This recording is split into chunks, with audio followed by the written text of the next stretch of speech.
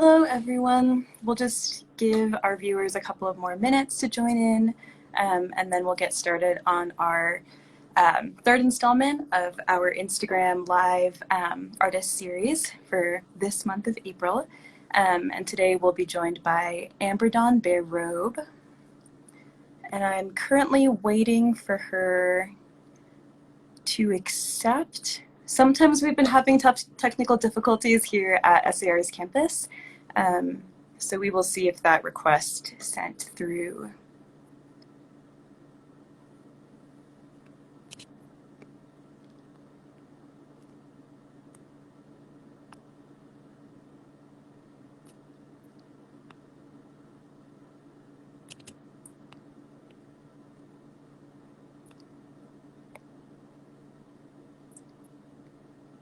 All right, it looks like she is unable to join, but we'll send that request again. So while we're waiting that to go through, and hopefully we will be able to connect here, thank you everyone for joining. My name is Emily Santanum. I am an ANRE intern here at the Indian Arts Research Center at the School for Advanced Research. And for this month of April, we've been running a special Indigenous Fashion series, which is hosted by myself and my fellow intern, Shondine Brown. And we've been chatting. Oh, wonderful. Hello.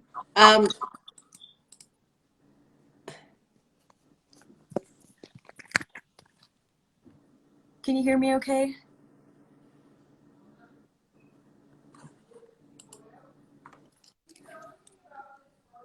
Can you hear me? Yes, I can hear you. Okay, sorry. For some reason it wasn't, I can't join by my computer. Hold on, where, can you send that, the invite again? Yes, let me go ahead and check. I'm so used to Zoom, I've never done the Instagram live before. I should be better at it at this point in my life, but it is still a learning process for me. So where will the invite go? Because it comes up on my phone, but I can't seem to grab the invite on my computer or my laptop. Yeah, I wonder if that might just be a difference in terms of the live programming only being able to be accessed on the phone platform. Oh, okay. Okay, so I'll just stick with my phone then. Okay, that sounds good. Okay. Well, I'm glad we're finally able to connect. As I was saying, so for anyone that's just joining us, welcome. My guest here is AmberDawn Bear Robe, and my name is Emily Santanum. I am an ANRE intern at the Indian Arts Research Center at the School for Advanced Research.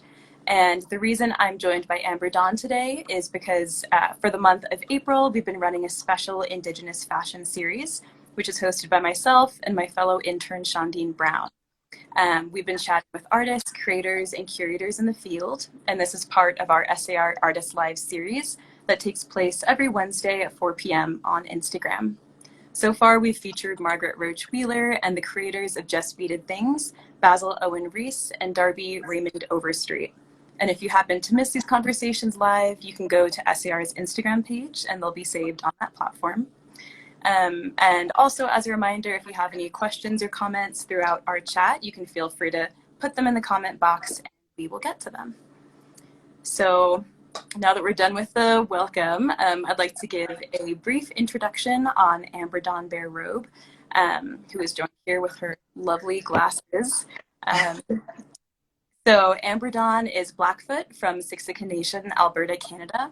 She is a multi-talented Indigenous educator, art historian, and curator who achieved 2 master's degrees from the University of Arizona, the first in American Indian Studies and the second in art history. AmberDawn is currently assistant faculty of art history in the Museum Studies Department at the Institute of American Indian Arts, and she's currently curating an exhibition for the Museum of Contemporary Native Arts. And Shondine says she loves your glasses, by the way. Thank you. I'm sure our viewers all agree. Her paper titled Artsocrats versus Bureaucrats, Indigenous Printmaking in Winnipeg, 1960s and 1970s, is forthcoming in fall of this year and will be published by the Mackenzie Art Gallery in Alberta, Canada. Beyond this work, AmberDawn also creates programming for the Southwestern Association of Indian Arts, commonly known as Swaya, including the annual Indigenous Fashion Show. Walk with Pride, a documentary film produced by AmberDawn and directed by Kayla Waldstein, on the 2018 Indigenous Fashion Show, won a regional Emmy in the fall of 2020. She currently sits on the curatorial committee for Vital Spaces in Santa Fe, the board of trustees for the Wheelwright Museum, and as an acting trustee for the Western States Arts Federation Board. Previously, she was the director and curator of Urban Shaman, Contemporary Aboriginal Art in Winnipeg, Canada. So now that I'm done with that lengthy introduction, thank you so much for making time for us and for jumping into this conversation with me. And I suppose before we start our questions, would you like to introduce yourself in your own words? Well, you did such a great job. I don't think I can top that. So thank you for having me. I'm talking to you from my Swaya office. It was announced a couple of days ago that Swaya will be happening in person. So I haven't sat in this desk for a long time. So, and right behind me, this is a Jameson Chaz Banks photograph. And yeah, I'm excited to be here, and I'm excited for things to come. That's really great. I'm also very excited to see how we're able to host Swaya in person this year. Yes. And wait, let me give a little insight. You're all the first to hear this.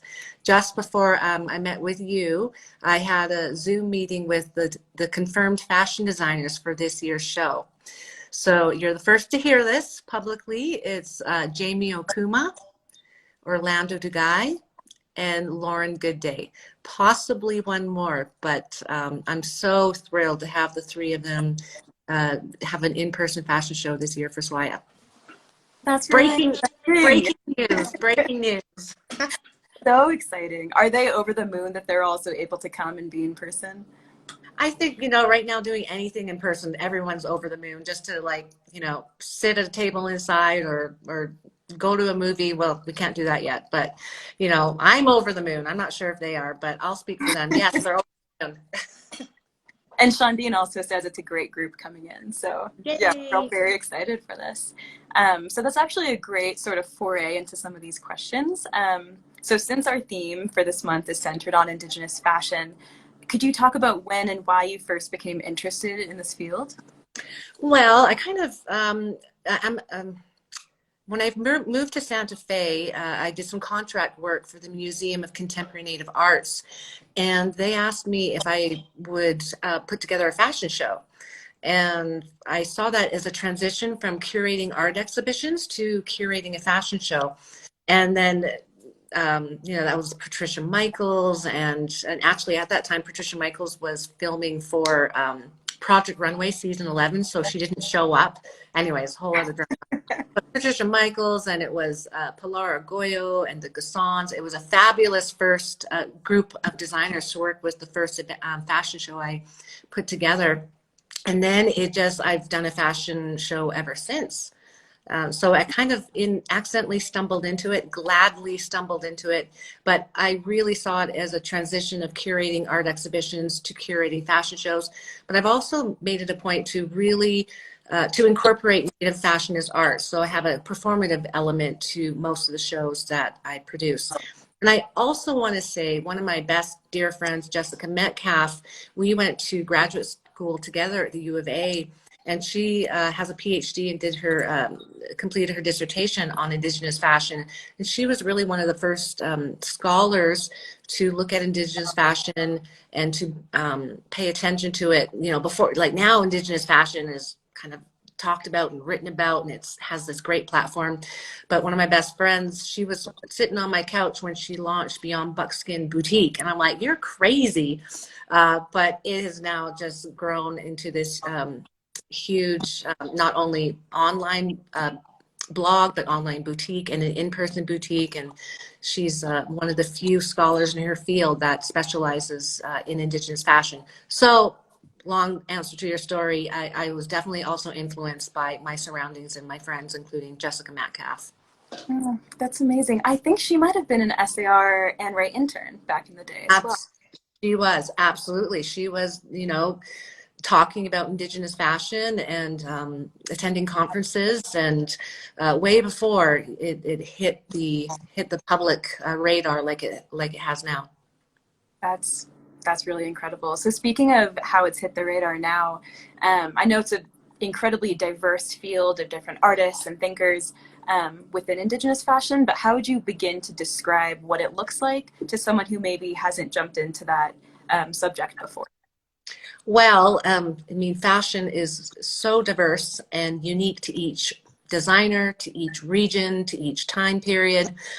So that's a pretty broad question to ask. But what I will say is that Indigenous fashion is the first, if you want to say, haute couture fashion of North America. And what I mean by that is Indigenous designers have been making one-of-a-kind handmade garments since, before America was America.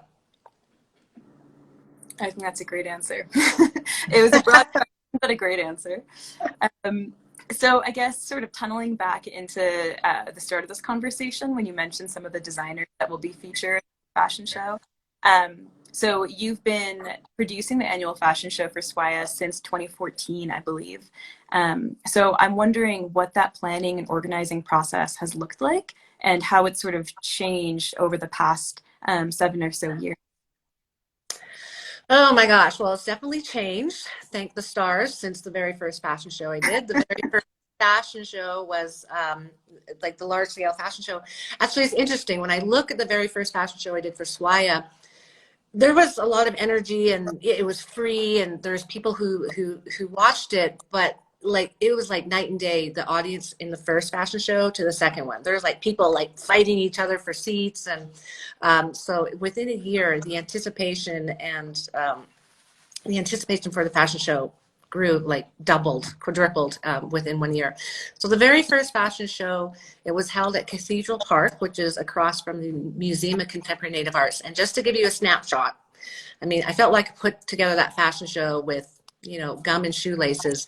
We had to put all of the models in the back of U-Haul truck, because for any of you who have actually been here for Indian Market, the streets are packed, not only with artists and artist booths, but also people. So it's impossible to get through the streets, let alone, models, like 50 models. So we had to put the models in the back of a U-Haul truck, drive them to the Cathedral Park. And that gives you a little kind of idea of how the first fashion show was put together. Since then, now they're held, or before COVID, held at the Convention Center. Everything's a controlled environment, of course, and hair and makeup is done within the ballroom. So it definitely has changed, the producing and the production. And every year they just get better. And I know seating is always a nightmare. But this year we have Hold My Ticket. Anyway, every year it just gets much better, because you have to think, Swaya is, the fashion shows to Swaya are quite new. And so it really is, there's a lot of controlled chaos behind the scenes that people don't see. And, but I'll tell you, no matter what goes on behind the scenes, it's always thrilling and exciting. And it's just this free every year that I do the show.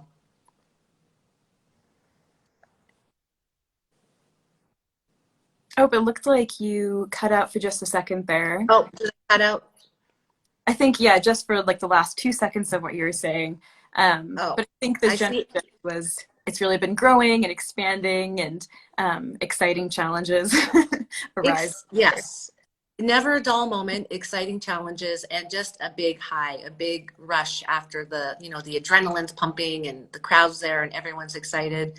And I see Ian said, safety first now. Yes, I do want, and that's a good point, Ian. Safety is very important. And also with all of Swaya Market, when the in-person market, safety is coming first. And we're taking that very seriously. And so safety will absolutely be a huge part of this year's fashion show. That is great. And it looks like one of our followers, Mercy Poppins, says that she loves everything that you do, and she's excited for this year's show. Oh, thank you. Thank you. I'm also curious where you would like to see the fashion show going in the future, in a couple of years, or maybe, 15, 20 years down the line, if you have sort of like a golden vision for it. That's a great question, and I love that question. And I've been observing Sage Paul and Jolene Mitten of the Toronto Indigenous Fashion Week and Vancouver Indigenous Fashion Week. And their fashion weeks, they're not a day, they're not an hour, they're not a few hours, it's for the week.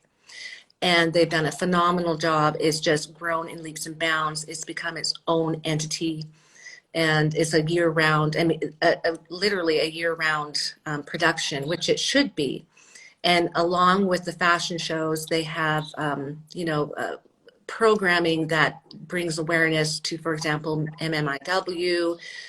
So it's not, there's kind of a political, I shouldn't say political, well, it is political, but there's movement behind just fashion and the glitz and the glam. There's a serious movement of Indigenous awareness, conversation that goes behind or that coincides with the fashion shows.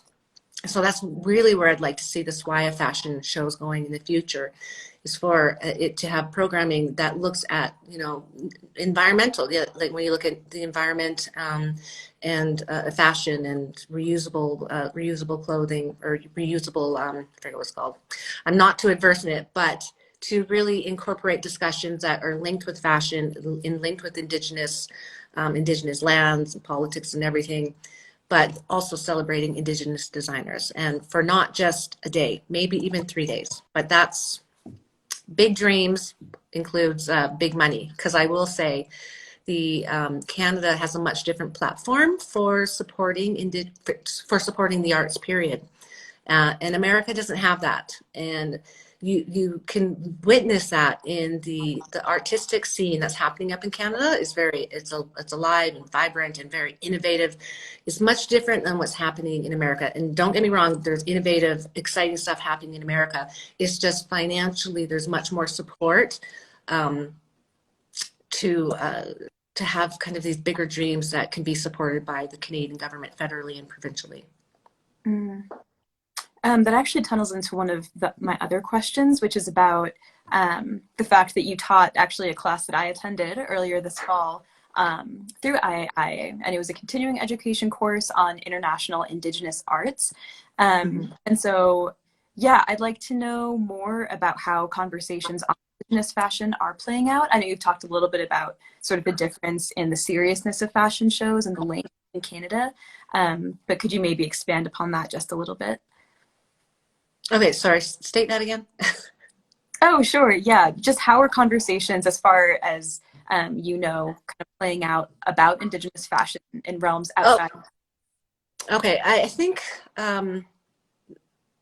there's lots of conversations that are happening, and I can't speak for everyone and all the conversations that are happening, but what I have been witnessing lately is Indigenous fashion entities, fashion organizations are turning to Indigenous fashion designers and people such as myself, wanting to engage and wanting to understand what is Indigenous fashion about, how can we incorporate Indigenous fashion, what does that mean? And of course, it means something different for each designer in each region. Is so diverse. So the conversations that I'm witnessing are being not just so in the silos of the native art community, the native art world, but really getting onto the larger platform of fashion, period, which is important.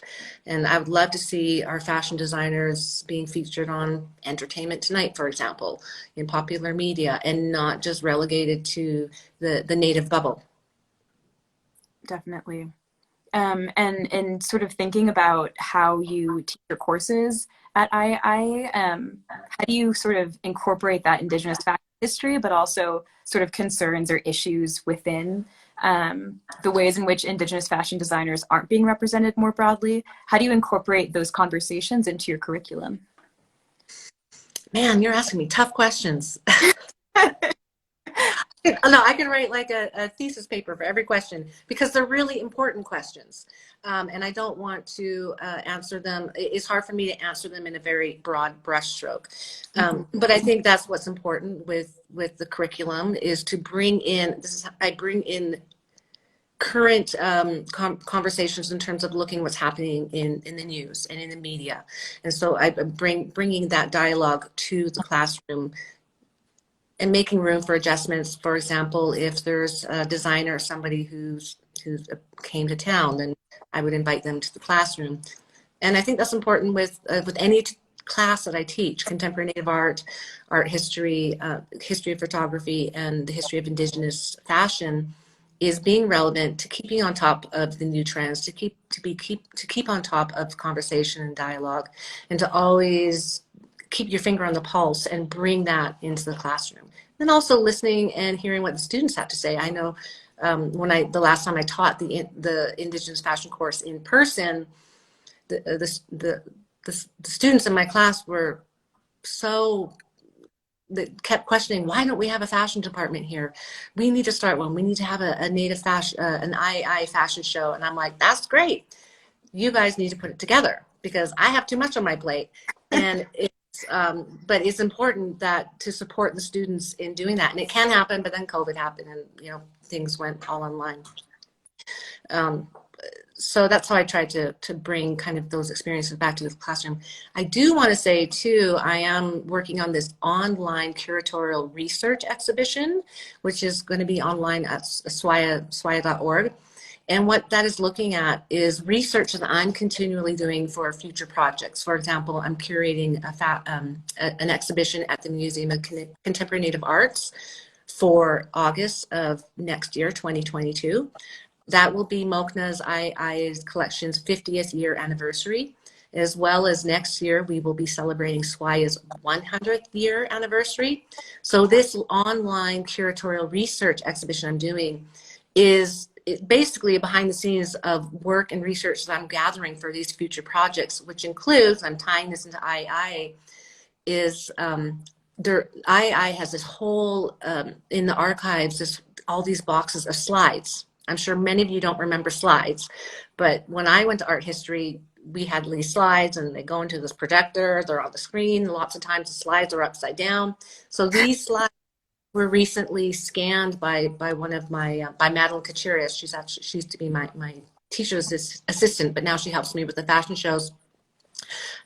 These slides have been scanned and I'm going to slowly be making these vintage II fashion shows available to see on the behind the research work that I'm doing. So you'll see like Marcus Ammerman, not only his designs, but also Marcus Ammerman like on the runway wearing other people's designs. You'll see Patricia Michaels, her vintage from the II days. So it's really exciting to go back into these II archives and look at what was happening in the fashion scene then. And we don't have a fashion component at the Institute of American Indian Arts. And so hopefully we can bring it back to a larger platform. Well, it's also great that the students you're teaching are so energized about it and are excited about the field too and wanting to kind of bring that into II's curriculum even more. That's amazing. Yes, absolutely. And actually, Shondine said it's also been really cool seeing Christian Allaire writing about Indigenous fashion for Vogue, which is such an iconic mainstream publication. Yes, yeah. Christian Allaire is great. He's been to, I think, at least a couple of my fashion shows. He does great articles and covers Indigenous fashion and is always representing Indigenous designers, and that's fantastic. That is really important. Would you mind speaking a bit more? I don't know how much you're allowed to speak on it, given that you're still in the sort of organizing stages, but what that Mokna exhibit's going to look like come next year, or what your research process has been like? Well, that's why you have to go to swaya.org to watch the research process. Because honestly, the show shifted because I was booked pre-COVID, and then COVID happened. So I've had to shift gears a bit. The exhibition is focusing on Indigenous fashion, but it's not going to be a retrospective like Native Fashion Now that was organized by the Peabody Essex. This is going to be something hopefully to commission a few works, but also so I can't give you a definitive answer because it has shifted, but the show will be featuring some of the Institute of American Indian Arts collections, which is why this month I'm focusing on the Swaya online research exhibition. I'm looking through Swaya's online, the Institute of American Indian Arts collections and archives, because there's a wealth of material and designs and clothing and art that has not been shown to the public yet. So I'm looking at bringing some of the fashion connected II collections to the exhibition, but then I'm also wanting to bring in some designers and some works that people are not familiar with. For example, there is this artist in Canada, and I'm blanking on her name, I'm sorry, but she made, when I was up in Canada at the Glenbow Museum in Calgary, Alberta, I was doing a collections visit, and there's this beautiful clay jingle dress. And so all of the jingles are made out of clay, and it is this beautiful, of course it's not functional, you can't go out and dance in it. So I'm really looking at bringing to the exhibition works like that, if that makes sense. That does make sense. I'm already very excited to come see it in person next year. And one more piece I want to talk about when I was at the Glenbow Museum was for any art historians out there, or for people familiar with contemporary Native art, there is a Carl Beam in the collections. And Carl Beam, he's a notorious, internationally acclaimed Native Ojibwe artist who passed away, I believe, in the mid-90s. But he's known for his kind of collages, his print works, his photo collages. But there's this beautiful textile piece, these huge textile pieces that I didn't even know he made, that are in these collections. So there is a relation to fiber art, to textiles, to fashion. And so I want to kind of bring those kind of works out that have never seen the light of day to this show. That sounds really incredible. Yeah, and talking about the sort of fiber work that you're interested in pulling back out, I know you've also been curating online exhibits through Swaya on contemporary and conceptual Indigenous artists. And Yeah. One of them in January was on the art of Indigenous fibers. And then in March, you did one called Indigenous Brilliance, the Shape of Jewelry. Yes. You're involved in so many other projects outside of just II. How did you decide on those exhibit themes, and what was that curatorial process like, given that it was online? Well, again, when COVID happened, just like everybody else globally, we had to make sudden shifts and pivots and think really fast on what are we going to do. And the new director, Kim Pion, she was really pushing for these online contents and redeveloping our website. And so basically it was a pivot. And what happened was I was just thinking and brainstorming and talking to some friends, and I wanted to feature Indigenous artists, but kind of broaden the scope of the Swaya artists and what that means. That also is bringing, looking at Indigenous artists who used to be a part of Swaya, who are no longer a part of Swaya, and bringing back a focus to these artists who I say grew out of Swaya. They've outgrown Swaya. A perfect example is Roxanne Swensel. The first time I actually came to Indian Market, Roxanne Swensel used to have a booth, but you know, she's kind of outgrown having a booth at Swaya, which is great, fantastic. So it's looking at this dialogue of expanding beyond just the Swaya artists, which is what Artist Services does, which is important. So these exhibitions that I do, the online exhibitions for the organization, are taking a little bit of a different turn and perspective on Indigenous artists, but still related to Swaya whole. But something I want to say too is the online exhibition, you know, with online, just like with everybody, I'm sure, you know, School for Advanced Research wouldn't be doing these Instagram live casts if it wasn't for COVID. Am I right? Mm-hmm. Yeah. So we're all pivoting. We're all kind of throwing things against the wall and seeing what sticks, seeing what works, seeing what doesn't. You know, we've all become like movie producers and script writers and actresses and actors during COVID. So again, I'm bringing that back to the online exhibitions that I'm doing is I'm wanting to make, that's why going forward, I mean, I love the textiles online exhibition I did and the Indigenous Brilliance. We got great feedback from Indigenous Brilliance. But what I'm doing now with the online exhibitions is to kind of keep it more relevant and exciting and have people hopefully come back to visit the online show. Is this will be insight into the research that I'm doing for future projects. So it's going to be this live curatorial research exhibition. So it's not going to be complete in terms of I's dotted, T's crossed, and with all the things will be changing and rotating. But I think it's exciting because it will be giving insight into connecting the online to what's actually happening in person with physical productions that I'm doing. Then also, I think what's exciting with the online programming I'm doing for Swaya is not everything that you're going to see in the online show is going to necessarily make it to the actual physical production. So it really gives individuals, visitors to see all of these like photographs as archival fashion photographs or works that are in the archives, works from other institutions, from other museums that otherwise they may not be able to see before. And it'll give insight into maybe also like what people look at or what curators look at when they're producing and curating physical events, physical shows. Yeah, speaking of that pivot that we all had to do and are still sort of doing in the age of COVID, how was it producing the fashion show last year? And were there any challenges or joys that were more surprising? Yeah, what was that like? Lots of challenges, lots of surprises, some good, some not so good, it was definitely a learning experience, but what I have to say, what was great about that experience was being able to, so for those of you who don't know, last year, of course, we did a virtual fashion show. Usually I have 10 designers. Last year I focused on one, and I focused on a local designer, the brilliant Orlando Dugai.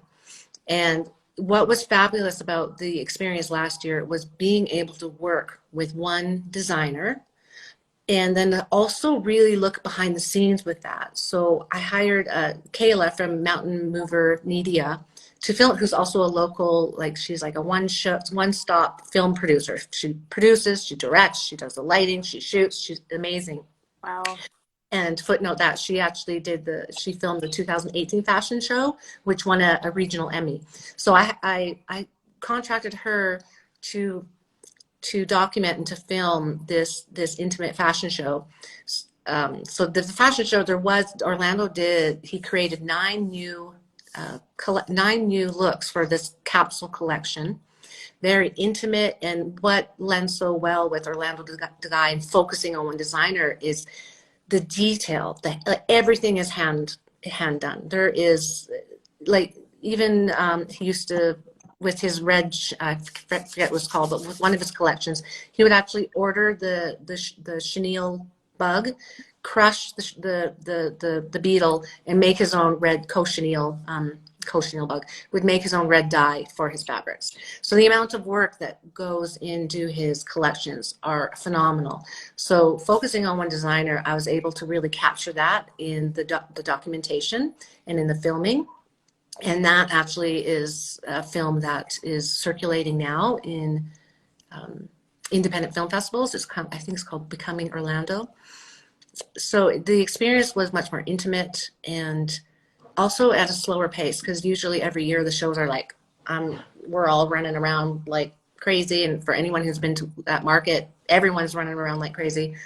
It was a great experience to slow down, to focus on one designer, to focus on one event in terms of just how his show will run, rather than focusing on 10 designers. So it was a really nice chance to step back and to really fine tune logistics and production, which I then will bring forth into this year's show. Mm. Do you have an idea of when we might be able to watch that Becoming Orlando short? Yes, I can send you the link, and please share it on your SAR research platform. Great. Yeah, that would be really amazing. Let's see. So also, by the way, anybody watching, if you have any questions or comments, feel free to write them into the comment box. But while we wait for some of those to roll in, I guess what are some of the projects that you've been working on currently or that you're excited about for the near future, besides the ones that we've already talked about, which are many? Well, I have been recently asked to be a guest curator for the University of Denver for their art gallery, looking at Indigenous art and feminism. So this concept has just started. So I'm looking at that and Indigenous art and feminism, but I'm going to open that up to not just again in this native bubble, but to look at feminism. I know feminism has been done, it could be, you could say it's redundant, but I really want to take a different approach. So I don't have that planned out at this point because literally just had a meeting last week. But that's a nice little project, not this kind of big grand thing. So it's a nice little project, curatorial exhibition for the University of Denver that I'm looking forward to working on. And then another project that I've been working on for way too long, years, because is a writing project, and you mentioned it, the aristocrats versus the bureaucrats, which is a paper on Indigenous printmaking in Winnipeg in the 60s and 70s. I'm really excited for that publication to come out. It's an important bit of history that has not been focused on or covered in depth. So that's I'm still working in the final editing mode, like sending it back and forth to the editors of the Mackenzie Art Gallery. But that's another project I'm just really looking forward to. But other than that, I'm getting all my ducks lined up in a row and getting everything together to fully concentrate and put my attention to this year's Swaya Indian Market Fashion Show. And then there's always tons of little projects that are going on the side, but I need to focus on the fashion show once the semester's over. The semester's almost over. Let's see. So Shandine asks if there are any Indigenous fashion literature that you might recommend. She says she hasn't found a lot besides the Native Fashion Now book, but maybe she's looking for wrong places. And that is a great question. And that is a great question when you look at Native arts, when you look broadly at Native arts. There's so little published on Indigenous fashion for good reason, because literally the larger platform in terms of people in the United States of Canada have just started to pay attention to it. So I would say about 2012 is when the larger demographic of Canada and the United States started looking at Native fashion, started becoming interested in Native fashion. So there's not much published on it. I will say I'm more than happy to connect you with Jessica Metcalf. She has her dissertation. It is public. You can just Google University of Arizona, Jessica Metcalf. I forget what the title is, but in Native fashion. And that's like a huge dissertation on Native fashion. But it is hard pressed to find any publications right now on Indigenous on this field because it is so new, especially scholarly publications. One avenue though that is fantastic is First American Art Magazine. That's a great magazine that is continually having guest writers and often covering Native fashion. And that is a great magazine, not only to visually, but also they have scholarly articles in there as well. Mm-hmm. Have you ever written articles for them, or have they covered the work that you do? Not First American Art Magazine, but my friend from, I'm forgetting the Native American Art, I think it is. I was invited to do, I forget it was, a fashion section for that magazine, which actually I asked Cara O'Mara to shoot this Orlando, I think it was Orlando de Guy's work, and it was featuring Mona Bear and Madeline, the other model. And that was actually became the cover for the Native American Art magazine. That was a couple of years ago now. But no, I've never, writing is painful for me. So I've never written for First American Art magazine. I'd love to say I'm like widely published and I'm going to go out there and write all this amazing scholarly work on Indigenous fashion. The reality is writing is painful and it takes a long time, and it's there's so many great Indigenous scholars out there. Like, I'll leave it up to them. I would rather do the actual hands-on production and behind the scenes, and I'll do some interviews, some written interviews. But writing is, you can spend. I mean, I've spent 3 years on this past paper. So for those of you who are writers, I'm sure you understand it is painful. Even when you are a very accomplished writer, it takes a lot of time. It takes a lot of, just perseverance and also diligence. Well, congratulations on nearly getting Aristocrats versus Bureaucrats published. Yes, thank you. Thank you. I won't be patting myself on the back till it's actually published and available but I am proud of that. Okay, great. And it does look like we do have a comment that suggests Native American Fashion, the book by Margaret Wood. She says it's an old book, but has a lot of good info and pictures. Yes, Carrie, that is a great classic book by Margaret Wood, and that really is kind of one of the first publications of its kind looking at Native fashion. It is also, it's interesting because it gives you kind of like a how to make this outfit, how to make this this garment. And so in a way you can look back at it and be like, oh, you're encouraging people to appropriate. It's not that at all when you look at it in today's perspective, but it is really one of the first publications on Native fashion. So thank you for bringing that up, Carrie. You're absolutely right. Margaret Wood, Native American Fashion is a great publication. Great.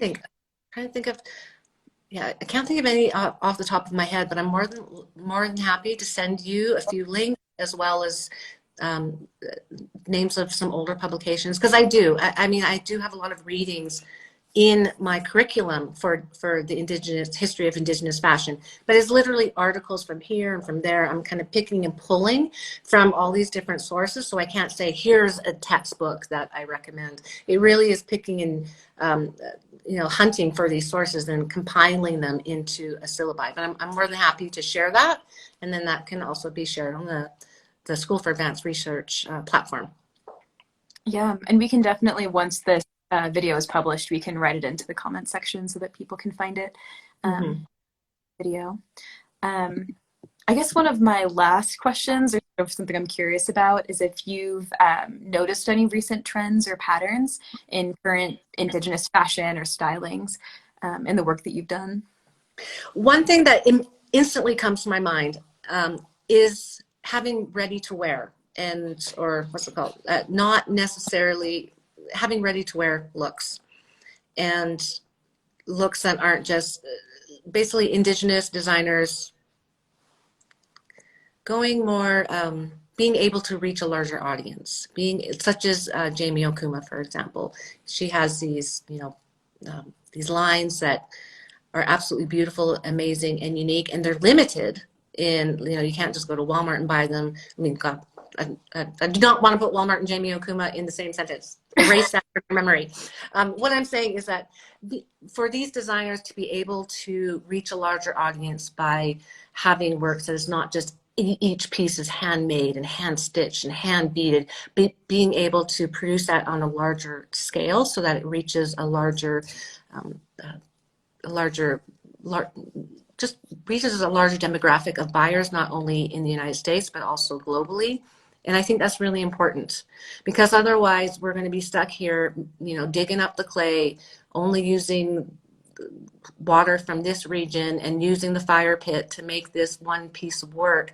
And then the amount of work that goes into one piece versus the amount of making a livelihood from that is impossible. So being able to stretch and to reach, to always have your quote haute couture designs and your one-of-a-kind originals, but also being able to make a business out of being a designer is very important. And Indigenous designers aren't the first to do that, but I think that there's this, historically there's been a faux pas of, oh, Native art needs to be traditional and authentic, and again, those are colonial terms. Those are terms that are enforced on Native designers and artists. That is an important trend that I see, is Indigenous designers being able to reach a larger audience and to have a business from sharing what they do with the rest of the world. Definitely. And it actually reminds me of the guest that Shondine interviewed last week, the creators of Generated Things, because they're really using online platforms to be able to reach more people and to make their works more accessible. Um, so that's great that you brought that up. Yeah. So I guess sort of to wrap up the conversation, if viewers wanted to get in touch with you or had any questions for you, or just wanted to follow the kind of work that you're currently doing, where's the best place they can reach you? The best place is to email me at adbearrobe@swaya.org. That's A as in Amber, D as in Dawn, bearrobe@swaya.org. Or you can also reach out to me on Instagram. I'm at AmberDawn Gold. I'm also on Facebook. You can also, yeah, those are the best ways. I was going to say you can give me a call, but no, don't give me a call. I'm not going to share my number, but I'm very easily accessible. I live in Santa Fe. I'm always, just working and doing things. And the best way to reach me is just by social media or email. Okay, I just posted it into the chat, so hopefully Oh, it's perfect. Thank you. accurate. Okay, great. Well, I'm glad that people can reach you via email or via Instagram to sort of keep in contact with you if they do have questions about this exciting field of Indigenous fashion. And I am really excited for the year's in-person fashion show. I'm glad. So for anyone that's just joining, would you mind reintroducing some of the designers that are going to be featured this coming year? Yes, I see Ian's going to call me right now. Yes, so for this year, it's been confirmed just before we got on the Instagram here. It's confirmed Jamie Okuma, Orlando Dugai, and Lauren Goodday will be the designers highlighted in this year's Swaya fashion show, which will be in person. I'm so happy. There might be one more designer that hasn't been confirmed, but those are the three confirmed. And I wanted to stress it is going to be a smaller show compared to the past few years for obvious reasons. Logistics are still being worked out in terms of how you're going to get a ticket and all that, but it will be worked out, and hopefully very soon we can do an announcement on that. But I am very excited. That is so thrilling. Thank you for sharing that with us. Yeah. And thank you for coming onto this call and sharing your work history and all of the incredible projects you've been involved in the curatorial field. I really appreciated it. Well, thank you so much, and hopefully I'll see you at the fashion show. I definitely plan to be there. So Okay. before we all sign off, I just want to make a quick plug for next week's Instagram Live, which is going to be hosted on Wednesday next week, the 28th, by Sean. And we'll be closing out our series with Jamie Powell, who is the Hood Museum's first Associate Curator of Native American Art and the leader of the annual Indigenous Peoples Month fashion show at Dartmouth College. So that'll be a really amazing and fun conversation. So make sure to check back in to our live platform next Wednesday. So thank you all for joining virtually. Thank you, AmberDawn, and hopefully we'll see you next week. Bye.